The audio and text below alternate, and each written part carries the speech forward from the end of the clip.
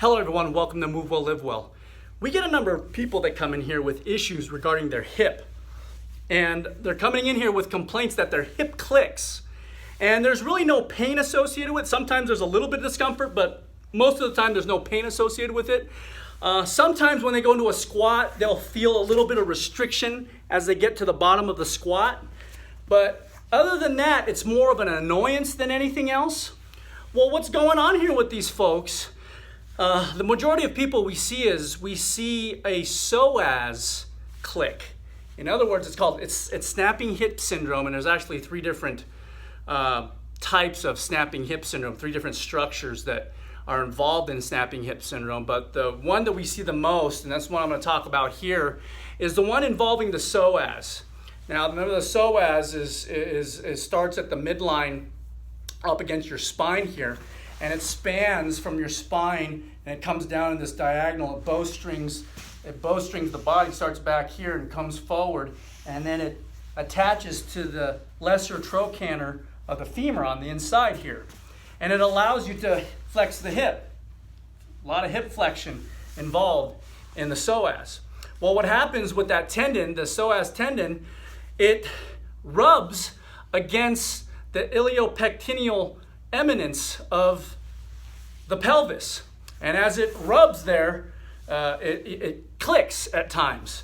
So the test to see if you have it is usually flexion, hip flexion, and external rotation. So if you do this move, hip flexion, external rotation, sometimes you'll get a click. That's why sometimes people are squatting, right? Because they're squatting, they're coming down in flexion and external rotation, and they may hear a click in their hip. So that's kind of like the one most common that we see. Less common one we see is the one where the IT band, as it rubs against the greater trochanter, because the IT band can be tight. It's tight on a lot of folks, and it spans the lateral part of the thigh. And as it rubs against the greater trochanter of the femur, you'll get a click in there as well. We don't see that quite as often as the one on the inside. And then the other one is the one where the labrum, the labrum out around the acetabulum of the pelvis, that labrum's torn, and then as the head of the femur rocks back and forth over that tear, they get a click. And in those cases, sometimes, depending on the severity, they'll have to get surgery. But anyway, what I'm talking about here is more of an annoyance than anything else. It doesn't really cause too much discomfort or pain, but it's more of an annoyance. So how do you fix that? How do you fix that click? Well, sometimes, again, like I said, we sit way too much. We sit down a lot, so what happens? That psoas gets tight. And as you go to stand and do your activities, that tendon becomes taut, and it rubs over that iliopectineal eminence. So we have a lot of videos already on how to stretch out the psoas.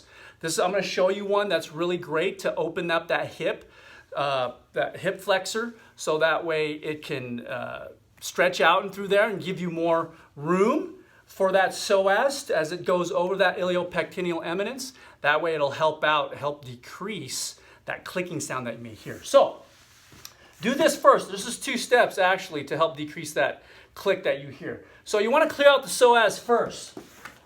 This is a great tool. So I just got a band ribbed up to the squat rack here. I'm going to put this around my hip.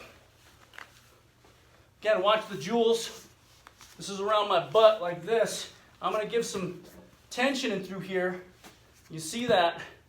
And if you can see my low back, I'm not extending with my low back. See, this is hinging the low back. I want to hinge here in the hip. See this? Hinge in the hip. So I'm kind of rocking forward a little bit like this. So this is a dynamic stretch. I'm just kind of going back and forth, just rocking back, oscillating back and forth, just like that. See that? And you can kind of see as I do this, I get a little bit more range each time as I move forward. Again, I'm not hinging at the low back. I'm hinging here at the hip. See that? Do that 10 to 15 times. That'll help loosen up and clear up that psoas, the hip flexor complex and the iliacus. So, do that. The next step would be to do a sideways distraction. So now I'm facing you. This is pulling me sideways. I'm going to put my, so you can see this, I'm going to use my right leg this time. Again, watch the jewels there. So I'm going to give a little bit of tension through here. And now this thing, this band is pulling me sideways. It's distracting my hip here sideways. It's opening it up. And I want to try to resist this here. See that? And then I'm going to slowly rock forward till I'm almost straight and rock backward. Rock forward